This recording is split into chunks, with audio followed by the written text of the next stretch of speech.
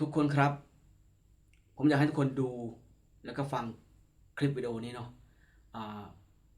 ที่เป็นคลิปวิดีโอของลูกค้าเนาะที่ไปพักในบ้านพักที่ประเทศลาวแล้วก็อัดคลิปวิดีโอตอนสนทนากับเจ้าของบ้านพักเจ้าของกิจการเนาะถ้าเป็นประเทศไทยอาจจะเป็นเขาเรียกอะไรรีสอร์ทอะไรประมาณนี้เนาะรีสอร์ทคงไม่ถึงขั้นกับโรงแรมแน่นอนเพราะว่าฟังจากราคาแล้วก็ดูจากสถานที่แล้วน่าจะเป็นบ้านพักนะครับผมลองไปดูก่อนครับทุกคนว่านี่ใครผิดใครถูกแล้วมาวิเคราะห์กันนะว่าเหลี่ยมทุกดอกหรือเปล่านะลองไปฟังดูก่อนครับทุกคนมือเวลาเรา เอาแล้วคือเจ้าคู่โปรแจ้งในมือเช้านี้ค่ะเราเวลา คอยบอยู่เด็กน้อยคอยบหู 7 ชั่วโมงนี่มันค้างคืนมา7 ชั่วโมงปกติจะหมดเวลาอันถ้ามันมา5-6 โมงเช้าจะเฮากันไล่11 โมงกาย11 โมงจะเป็นมือใหม่ 5-6 โมงเช้าจังไหนเขามา เข้าใจ 9 โมง เจ้าฟังคอยว่ากันแม่คือเบอร์13นี่แล้วมา6 โมงเช้าก็ให้เวลาละ3 โมงมันไก่ชั่วคราวจะได้ก็2 ชั่วโมงแล้วเจ้าจ่ายคอย200,000คือสมมติจะมา11 โมงของมื้อนี้คอยจะหมด11 โมงมื้ออื่นแต่เจ้ามา8-9 โมงเช้ามื้อนี้ธรรมดาเจ้าสิหมด11 โมงมื้อนี้เขาบอกให้เจ้าหมด11 โมงเขาให้เจ้าหมด4 โมงแรงมันก่ายโมงเลยเขาจะบอกมีแต่ว่า ธรรมดาเนาะพนักงานเราควรแจ้งลูกค้า คือได้ พ น้ นั อย ก ขอบ งาน คุณ เจ้าเป็นเจ้าของเนาะ แม่ เจ้าเป็นหัวหน้าเจ้าควรแจ้ เจ้างบอกเขาแล้วเจ้าพูดจะมาเถียงคอยเด็กน้อยขอบูฮู้แล้ววันนี้คอยบูยุขหัดจะมาบ่ต้องมาเป้า คือธนาคารมาคู่หรอกเดี๋ยวมันเก็บเครื่องมันได้ ก็นั่นแหละครับผมก็เป็นการสนทนาหรือว่าเถียงกันแหละผมว่าเนาะของผู้ประกอบการแล้วก็ลูกค้าที่สปปลาวทุกคนเนาะก็ถือว่าสำหรับบ่าวแจ๊บเนาะบ่าวแจ๊บมองว่านี่คือเหลี่ยมทุกดอกของผู้ประกอบการเลยนะเป็นการเอาเปรียบลูกค้าบางคนอาจจะบอกว่าก็กติกาโรงแรมเขาประมาณนี้แหละก็คือทุกโรงแรมจะเช็คอินได้ประมาณสักบ่าย 2แล้วก็เช็คเอาท์ประมาณสัก11 โมงหรือเที่ยงเนาะประมาณนี้ก็ในบทสนทนาก็คือลูกค้านี่จะมาประมาณสัก9 โมงเนาะประมาณ9 โมงแล้วเจ้าของห้องพักเนาะมันจะเป็นห้องพักเนี่ยหรือว่าถ้าประเทศไทยก็อาจจะเป็นรีสอร์ทเนี่ยก็มาแจ้งให้ออกตอนบ่าย 4 โมงเนาะก็เกิด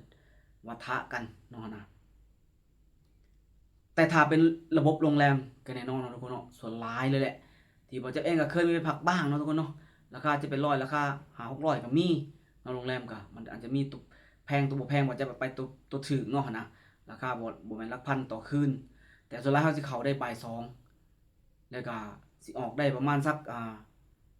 เที่ยง11 โมงอยู่ประมาณนี้เนาะบ่เกินแถวๆนี้แหละนะแต่บางโรงแรมเขาอาจจะเข้าได้เร็วกว่านั้นบ้างเนาะก็แล้วแต่เฮาคุยอันนี้สำหรับประสบการณ์เล็กๆของหมอแจ๊บนะเนาะส่วนรีสอร์ทเนี่ยในฐานในประเทศไทยเนี่ยหมอแจ๊บว่าในประเทศไทยที่หมอแจ๊บเคยไปพักก่อนนะทุกคนเนาะในประเทศลาวหมอแจ๊บเองก็เคยไปพักบ่กี่ครั้งทุกคนเนาะนะแล้วก็หมอแจ๊บจะเข้าตามเวลาเนาะถ้าเป็นรีสอร์ทในประเทศไทยที่หมอแจ๊บไปพักมาเนาะส่วนหลายจะคุยกันได้นะทุกคนเนาะถ้าเฮาไปว่าไปเฮ็ดเวียกหมอแจ๊บไปเฮ็ดเวียกเนาะหมอแจ๊บไปเฮ็ดเวียกเนี่ยหมอแจ๊บเมื่อก่อนไปกับพี่ชายเนาะไปต่างจังหวัดเฮาเฮ็ดแจ้งเฮ็ดสว่างสินะแล้วเฮาไปหาบ่อนนอนบางทีอาจจะไป8 โมง 9 โมง5 โมง 6 โมงแล้วแต่ตี 5หรือว่า6 โมงแล้วแต่เฮาจะสามารถคุยกับเพิ่นได้เนาะนะเฮาจะกลับ6 โมงหรือว่าทุ่มหนึ่งนี่ขึ้นอยู่กับห้องว่างหรือบ่เนี่ยนะเพิ่นก็จะขายราคาให้เฮาตามนั้นเนาะนะอาจจะได้เวลาบ่เต็ม24 ชั่วโมงเนาะแต่ว่าสิคุยกันแต่ทั้งนี้ทั้งนั้นก็คือที่ประเทศไทยเพิ่นจะเฮ็ดแบบนี้เลยคือพนักงานจะแจ้งทันทีทุกคนหรือว่าเจ้าของอพาร์ตเมนต์เพิ่นจะแจ้งทันทีเพิ่นจะบ่ปล่อยปละละเลยให้เฮาเข้าไปพักแบบเข้าใจผิดหรือคิดเองเนาะแล้วทีนี้พอเพิ่นบอกเพิ่นกล่าวมาเฮาก็จะมีการสอบถามทางอันบ่เข้าใจเนาะนะแต่กรณีนี้อันนี้บ่จะบ่ฮู้ว่าไผเหลี่ยมกันแน่เนาะแต่พอจะมองว่าเจ้าของที่พักเนาะที่ประเทศลาวกรณีนี้ เจ้าของที่พักนี่น่าจะเหลี่ยมในความรู้สึกของบ่าวแจ๊บนะเพราะว่าลูกค้าไปพักตอน9 โมงเนาะตอน9 โมงแล้วเพิ่นก็ประมาณบ่าย 3บ่าย 4เพิ่นก็มาให้ออกและมันบ่แม่นโรงแรมที่ใหญ่หรูหราพอราคา 200,000 กีบเนี่ยตกอยู่ประมาณ300 กว่าบาทเนาะทุกคนประมาณ300 กว่าบาทหรือว่า400ประมาณนี้เนาะในราคาเพราะฉะนั้นบ่แม่นโรงแรมแน่นอนมันจะบอกว่าเป็นห้องพักเป็นห้องพักชั่วคราวหรือบ่ก็เป็นรีสอร์ทเนาะทุกคนเนาะเพราะว่าเบิ่งจากภาพลักษณ์ต่างๆก็มั่นใจเลยว่าบ่แม่นโรงแรมเนาะถ้าโรงแรมเนี่ยราคาอย่างต่ำๆเลยก็ต้อง600 บาทขึ้นไปนะคือว่าต่ำเลยนะว่าจะคิดว่านะหรืออาจจะกว่านั้นเพราะฉะนั้นแล้วตรงนี้มันสามารถพูดคุยกันได้อยู่แล้วอีกอย่างเนาะเจ้าของบอกว่าบ่ได้อยู่ไปข้างนอกเนาะบ่ได้อยู่ไปข้างนอกแล้วพนักงานเขาบ่ฮู้นะพนักงานเขาบ่ฮู้มันเป็นไปได้บ่คือถ้าบ่ฮู้คือให้เขามาพักได้คือให้เขาชำระเงินยังได้นะถ้าบ่ฮู้แล้วสิบ่แจ้งเพิ่นเด็กน้อยบ่แจ้งคนที่ดูแลท่าบ่เพิ่นว่าเพิ่นไปข้างนอกเนาะนะกรณีแบบนี้นะคือมันเป็นการแบบว่าพยายามเอาเปรียบเนาะโดยวิธีใช้ขออ้างว่าเป็นกฎเนาะนะว่าทุกสถานที่เขาก็ต้องเข้าบ่าย 2ออกเที่ยงเนาะหรือ11 โมงเนาะถ้าเข้า6 โมงก็ต้อง11 โมงเจ้าก็ต้องออกแต่เจ้าต้องจ่ายราคาเต็มเนาะแต่อันนี้เพิ่นบอกว่าเพิ่นมีนโยบายแบบผ่อนผันให้ออก4 โมงได้พอเข้า9 โมงนะแต่บ่ได้แจ้งลูกค้านะปล่อยให้ลูกค้าเขาใจผิดว่าเพราะว่าเขาจ้างแบบค้างคืนเด้เขาสิไปนอนค้างคืนนะปล่อยให้ลูกค้าเขาใจผิดว่าเขาจะได้ฮอดอีก11 โมงของอีกวันหนึ่งเนาะนะหรือว่า8 9 โมงของอีกวันหนึ่งนะถ้าเผื่อแจ้งเขาอาจจะต้องไปเดินที่อื่นก่อนหรือไปเฮ็ดหยังก่อนค่อยมาเช็คอินตอนหลังจากเที่ยงไปแล้วแม่นบ่แต่อันนี้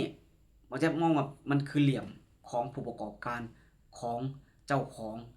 กิจการเนาะที่ในลาวคนนี้เนาะนะแล้วก็สิอธิบายแบบใส่เสียงคมแล้วบัดนี้นะหมัดมือฉกประมาณว่ากติกาแบบนี้เจ้าต้องยอมรับเจ้าต้องไปหาที่พักใหม่เนาะเจ้าต้องไปหาที่พักใหม่คือบ่าวแจ๊บเองก็อยู่ในประเทศไทยมา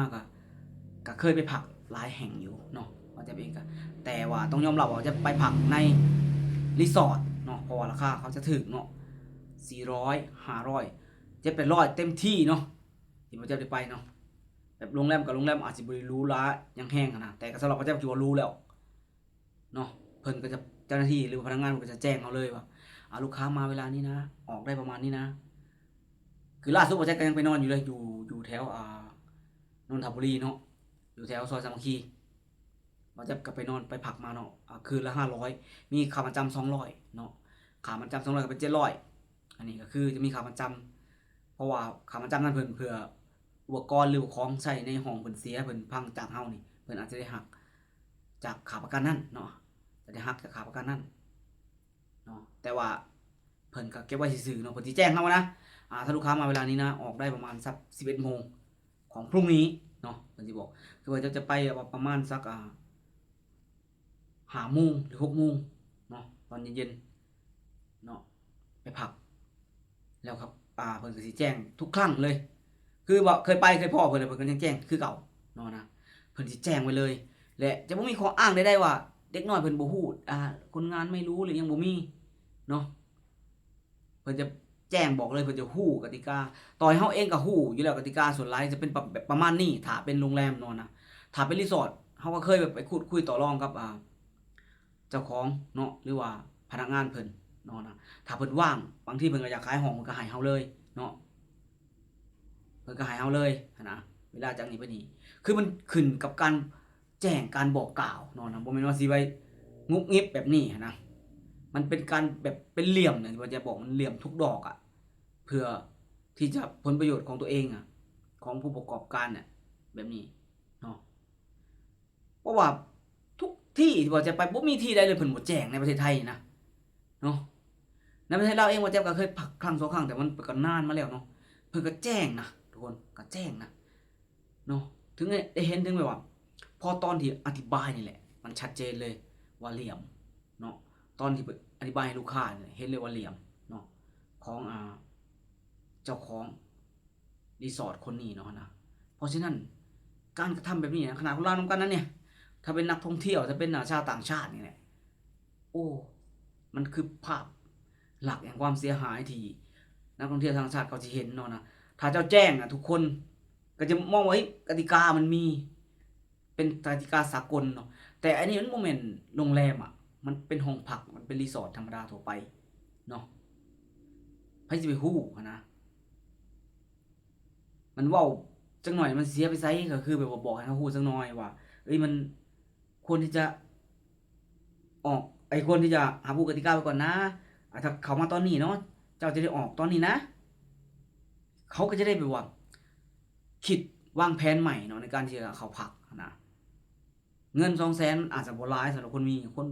คนยากคนจนมันอาจจะหลายนะ 200,000 กีบก็เนาะ 3-400ก็ถือว่าหลายเพราะฉะนั้นแทนที่เขาจะได้เขารอเวลาอีกสัก 2-3 ชั่วโมงแล้วได้เขาพักค้างคืนแล้วได้เสียแค่ 3-400 บาทแต่อันนี้เขาจ่ายไปแล้วเขาต้องไปหาห้องพักอีกแล้ว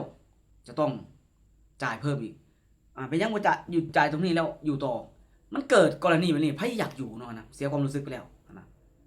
อันนี้คือกลโกงเนาะเหลี่ยมของผู้ประกอบการในลาวแบบนี้คนนี้เนาะผู้ประกอบการในลาวคนนี้นะมันเป็นเหลี่ยมมันเป็นกลโกงที่มันบ่โซภาในการกระทำแบบนี้เนาะนะโอ้ก็นี่แหละทุกคนเนาะมันสิมีเรื่องราวแบบนี้เกิดขึ้นเรื่อยๆเนาะทุกคนเนาะนะเกิดขึ้นเรื่อยๆเพราะว่ามันเป็นข้ออ้างไปแล้วทุกอย่างว่าเขาบ่ฮู้มันเป็นไปบ่ได้อยู่แล้วนะบ่ฮู้มันเป็นไปบ่ได้จะต้องแจ้งจะต้องบอกบางที่นะขนาดเพิ่นบอกแล้วเพิ่นยังมีกระดาษแปะไว้นะเนาะและอีกอย่างในบ้านเฮาเนาะในบ้านเมืองเฮาเนี่ยในความสากลเฮากับบ่ทันสากลคือเขาเพราะฉะนั้นมันก็ต้องปากนี่แหละต้องบอกนะคันเฮาทุกอย่างมาตรฐานสากลกันหมดแล้วเนาะโอเค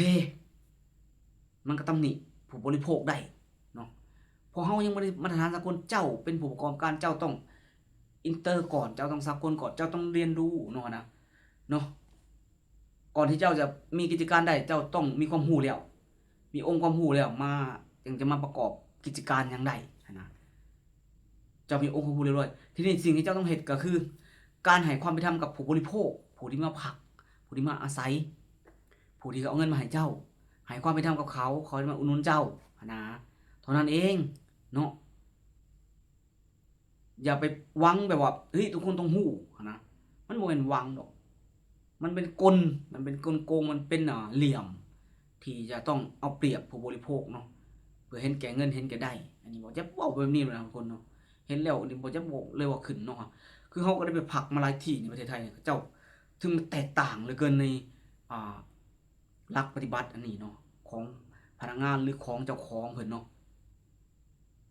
เจ้าของมันก็สิเว้าดีเว้าม่วนอันนี้นะเฮาไปนะเพียงแต่เฮาเองก็ต้องปฏิบัติตามกติกาของเพิ่นได้แจ้งเข้ามาแล้วนะว่าสิว่าเป็นค่าประกันบ่ของเสียหายนะต้องถูกหักนะต้องเสียนั่นนี่เฮาก็ปฏิบัตินะถ้าเฮาเฮ็ดพังเสียหายมันถูกปรับเรื่องปกติเพราะเฮาฮู้กติกาแล้วเฮาปฏิบัติได้นะแต่อันนี้บ่ฮู้หยังเลยมีอ้างว่าบ่อยู่ในนั้นนี่เด็กน้อยเขาบ่ฮู้แต่เก็บเงินเขาได้เนาะมันนี่แหละมันถึงมองว่าเหลี่ยมได้ว่าโกงได้หั่นนะเนาะก็คลิปวิดีโอนี้ว่าจะฝากไว้ประมาณนี้ทุกคนเนาะคิดเห็นแนวใดว่าจะเว้าถูกเว้าผิดแนวใดเนาะนะก็แสดงความคิดความเห็นมาใต้คลิปวิดีโอเนาะทุกคนเนาะก็ฝากไว้ประมาณนี้ครับทุกคนเนาะถือว่าเป็นคลิปวิดีโอจากประเทศลาวที่ผมจะนำมาให้ทุกคนได้เบิ่งเนาะและก็อยากจะเห็นความคิดความเห็นเนาะของแต่ละคนของหลายคนมันสิเป็นออกมาในรูปแบบใดทุกคนสำหรับมื้อนี้ผมจะลาทุกคนไปก่อนสวัสดีครับผม